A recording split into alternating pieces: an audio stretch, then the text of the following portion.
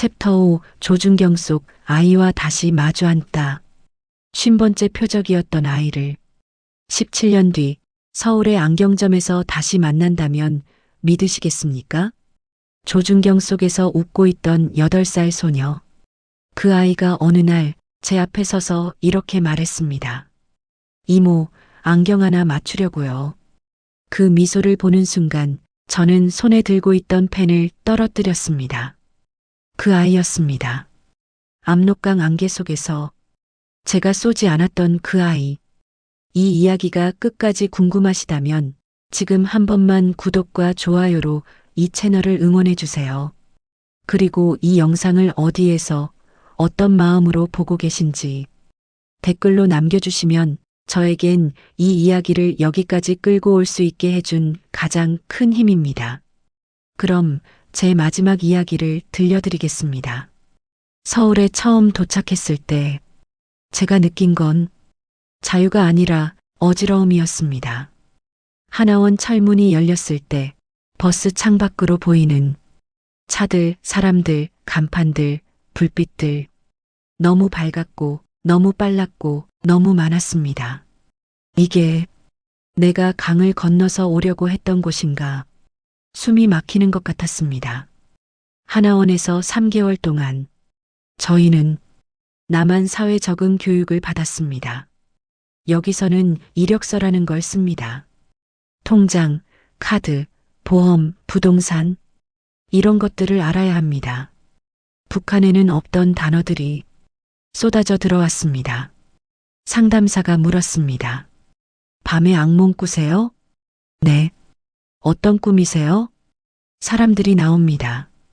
북에 두고 온 가족분들이에요? 아니요. 제가 쐈던 사람들입니다.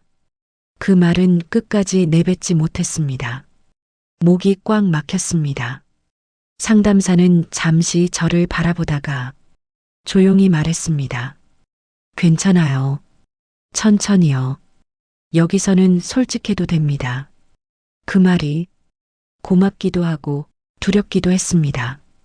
직업 상담 시간에 여러 가지 목록이 종이에 적혀 있었습니다.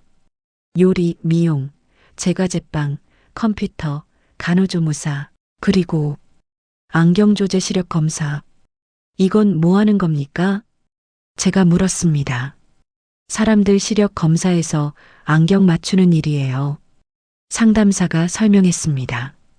렌즈 깎는 법, 초점 맞추는 법 배우는 거죠. 그 말이 이상하게도 제 귀에 많이 익은 단어처럼 들렸습니다. 렌즈, 초점, 거리, 시야, 평생을, 표적을 맞추기 위해 사용했던 단어들.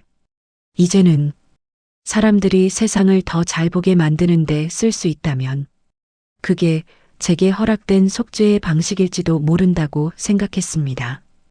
이걸 하겠습니다. 안경이요? 상담사가 놀랐습니다. 쉽지 않은데 왜 하필 이걸 선택하셨어요? 저는 잠깐 망설이다가 말했습니다. 제가 평생 잘못 겨눈 것 같아서요. 이제는 사람들이 제대로 볼 수 있게 돕고 싶습니다. 제 속마음을 다 말한 건 아니었지만 상담사의 눈빛은 조금 따뜻해졌습니다. 자격증 과정은 쉽지 않았습니다. 수학, 광학, 재질, 각도, 머리로 이해하는 것도 어렵지만 손으로 미세하게 맞추는 건 더 어려웠습니다. 하지만 저는 이미 수백 미터 밖의 사람의 숨결까지 읽어야 하는 저격 훈련을 견디고 나온 사람이었습니다. 조준경 대신 렌즈 연마기, 탄도 계산 대신 도수 계산. 몸은 새로운 작업에 서툴렀지만 머리는 이상하리만큼 금방 길을 찾아갔습니다. 자격증 시험 날 마지막 문제를 풀며 저는 숫자 하나를 떠올렸습니다. 49. 그리고 조용히 속으로 말했습니다. 이제부터는 사람을 숫자로 기억하지 않겠다. 합격 통지서를 받던 날 종이를 쥔 손이 떨렸습니다. 축하해요. 이제 어디든 가서 당당하게 일할 수 있어요. 상담사는 그렇게 말했지만 저는 알고 있었습니다. 나는 아직 완전히 자유롭지 않다는 걸. 49개의 그림자가 여전히 제 등을 붙잡고 있었으니까요. 서울 변두리에 작은 안경점, 유리창에는 시력 무료 검사 종이가 붙어 있었고 안에는 사장 부부와 저 이렇게 셋이서 일했습니다. 첫 월급은 180만 원. 북에서 상상도 못하던 돈이었지만 저는 큰 기쁨을 느끼지 못했습니다. 대신 매일 눈앞으로 지나가는 사람들의 얼굴이 하나하나 뚜렷이 박혔습니다. 멀리 있는 글씨가 잘 안 보여요. 머리가 자주 아파요. 시험을 앞둔 딸아이 안경종. 저는 그들의 눈을 들여다보며 시력을 검사했습니다. 이쪽 눈 가리고 저 글자 읽어보세요. 기억 니은 디귿. 조준경 너머로 보던 표적이 아니라 제 앞 의자에 마주 앉은 사람으로 밤에 집으로 돌아와 눈을 감으면 이제는 조준경 속 얼굴 대신 그날 안경점에서 맞춘 여러 사람의 눈과 얼굴이 떠올랐습니다. 49개의 그림자 사이로 새로운 얼굴들이 조금씩 끼어들기 시작했습니다. 어느 봄날이었습니다. 비가 조금씩 그치고 거리에 물기가 남아있던 오후, 문이 열리며 종소리가 울렸습니다. 어서 오세요. 사장님이 인사하는 소리를 뒤로하고 저는 렌즈를 닦고 있다가 고개를 들었습니다. 여자아이 하나가 어머니 손을 잡고 안으로 들어왔습니다. 초등학교 23학년쯤 되어 보이는 아이. 두 갈래로 머리를 닦고 앞니 사이에 조금의 틈이 보였습니다. 심장이 한번 크게 뛰었습니다. 아니야. 이럴 리가 없어. 저는 일단 업무처럼 웃으며 말했습니다. 어서 와. 시력 검사하러 왔니? 네. 아이가 환하게 웃었습니다. 학교에서 뒤에 앉으면 칠판이 잘 안 보여요. 그래.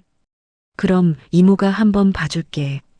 아이를 검사 의자에 앉히고 저는 평소처럼 시력표를 들었습니다.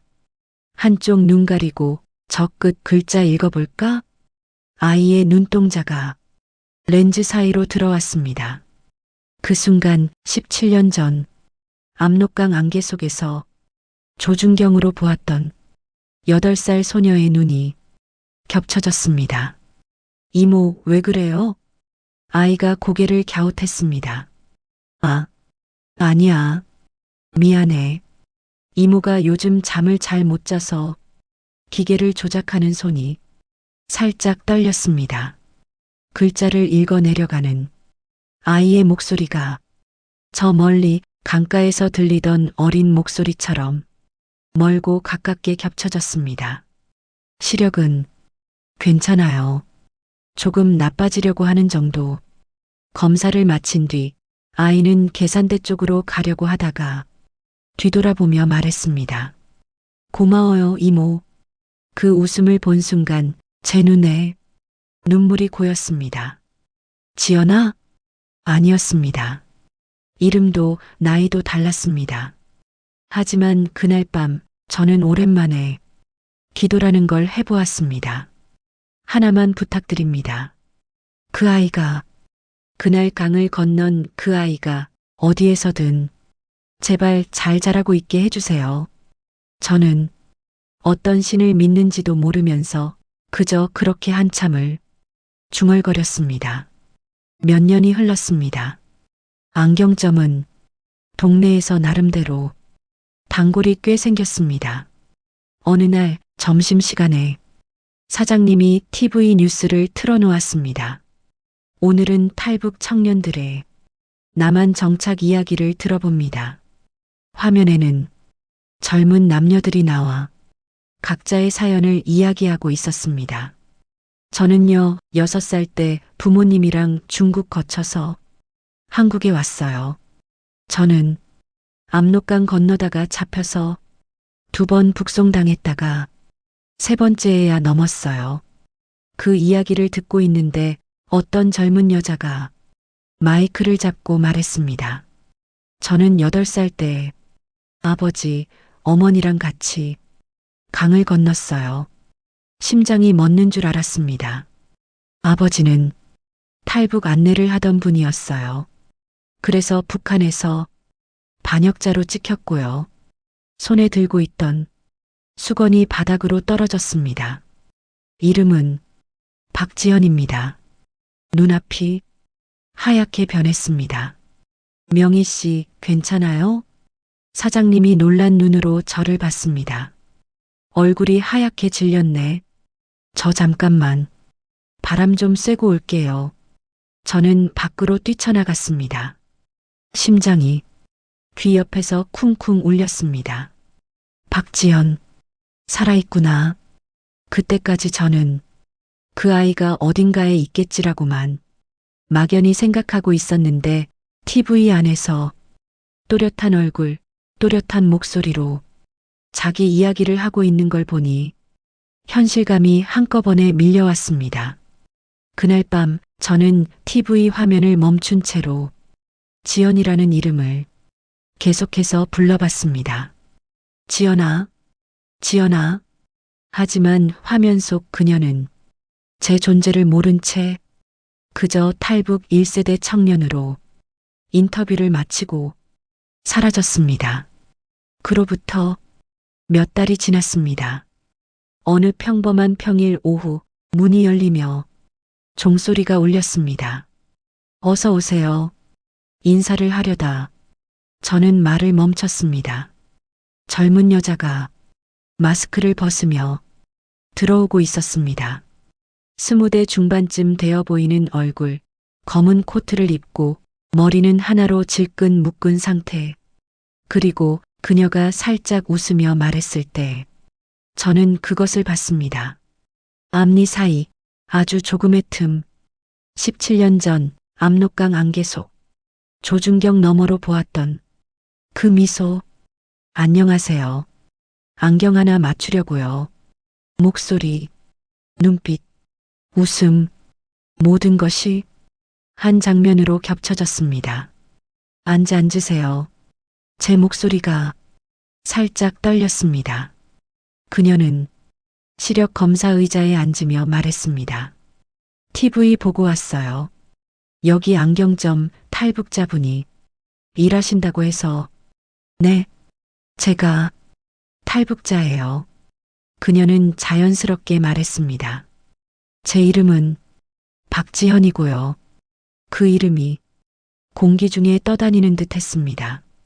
8살 때 압록강 건너서 중국 갔다가 지금은 한국에서 심리상담 공부하고 있어요. 비슷한 처지 사람들 도와주고 싶어서요. 저는 아무 말도 할 수 없었습니다. 왜 그러세요? 지연이 고개를 갸웃했습니다. 얼굴이 안 좋아 보여요. 아니에요. 그냥 반가워서요. 겨우 그렇게 말했습니다. 한쪽 눈 가리고 저 글자 읽어볼까요? 제가 떨리는 손으로 시력표를 가리켰습니다. 네. 지연이 웃었습니다. 저 어렸을 때 한쪽 눈이 조금 나빴거든요. 강 건너기 전에 아버지가 그랬어요. 뭐라고 하셨어요? 지연아, 우리 중국 가면 아이스크림 실컷 먹자. 그렇게 말했어요. 숨이 턱에서 걸렸습니다. 그래서 지금도 아이스크림 좋아해요. 어릴 때 그때가 너무 무서운데 또 희미하게 설레는 기억이라서요. 렌즈 너머로 본 지연의 눈은 분명히 살아있는 사람의 눈이었습니다. 시력은 좋습니다. 제가 말했습니다. 예전에 비하면 정말 좋아요. 다행이네요. 지연이 미소 지었습니다. 제가요, 진짜 힘들 때마다 이렇게 상상했거든요. 어떻게요? 압록강 건널 때 누가 우리를 멀리서 지켜봐 주고 있었을 거라고. 누군지 모르지만 꼭 누군가가 쏘지 않고 그냥 보내줬을 거라고요. 그 말에 눈물이 치솟았습니다. 지연은 모른 척 웃으며 말을 이었습니다. 북에서 들은 이야기로는 그날 원래 사격 명령이 떨어졌었는데 어떤 저격수가 총을 안 쐈다더라고요. 그게 어디서 들은? 아버지가 그랬어요. 지연의 눈빛이 조금 멀어졌습니다. 우리 빚지고 살고 있는 거다. 어딘가에 있는 이름 모를 한 사람 덕분에 우리가 이렇게 산다. 그랬어요. 손이 움켜쥔 펜을 부러뜨릴 것처럼 떨렸습니다. 지연 씨, 제가 조심스럽게 말을 꺼냈습니다. 네, 혹시 그 사람을 직접 만나게 된다면 뭐라고 말하고 싶어요? 지연은 조금도 망설이지 않았습니다. 고맙다고요. 그녀의 눈에 눈물이 맺혔습니다. 그날 쏘지 않아줘서, 우리를 그냥 강 건너가게 놔줘서, 그래서 제가 지금 여기서 숨 쉬고 있으니까요. 입안까지 말이 차올랐습니다. 그게 나야. 하지만 입술은 끝내 그 말을 넘지 못했습니다. 저는 오히려 다른 말을 했습니다. 지연 씨, 네, 그 사람이 혹시 자기 잘못 때문에 평생 괴로워하고 산다고 하면요. 그래도 고맙다고 할 수 있어요? 지연은 잠시 생각하다가 고개를 끄덕였습니다. 네. 왜요? 그 사람도 북한 사람이었을 테니까요. 우리처럼 명령에 눌려서 살려고 그렇게 했을 테니까요. 그래도 마지막에 총을 안 쐈다면 그 사람도 자기 안에서 싸운 거잖아요. 눈물이 시야를 번지게 만들었습니다. 지연 씨 안경은 제가 제일 좋은 걸로 맞춰드릴게요. 제가 말하자 지연이 웃었습니다. 그럼요. 이모가 골라주세요. 왜 날 이모라고 불러요? 글쎄요. 지연이 어깨를 으쓱했습니다. 그냥 느낌이요. 오늘 처음 봤는데 이상하게 익숙해서요. 북에서 본 어른들 냄새랑 좀 다르거든요. 뭔가 같이 강을 건넌 사람 냄새? 그 말에 저는 결국 고개를 숙이고 조용히 울었습니다. 지연은 아무 말 없이 조용히 기다려 주었습니다. 지연이 안경을 찾으러 다시 왔을 때 새 안경을 쓰고 거울을 보며 웃었습니다. 어때요, 이모? 그녀가 물었습니다. 잘 어울려요. 제가 말했습니다. 세상이 더 또렷해졌어요. 그 말이 제 심장에도 박혔습니다. 그래, 이제는 사람들의 시야를 또렷하게 해주는 사람이 되자. 한 사람 한 사람. 지연이 문을 나서기 전 저는 용기를 내어 말했습니다. 지연 씨, 네, 언제, 시간 되면 이야기 좀 더 해도 될까요? 강 건너던 이야기, 아버지 이야기, 그냥 그날의 날씨가 어땠는지만이라도. 지연은 잠시 제 얼굴을 보다가 환하게 웃었습니다. 그럼요.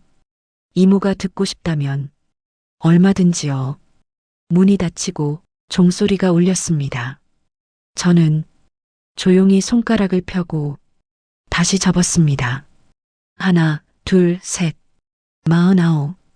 그리고 50.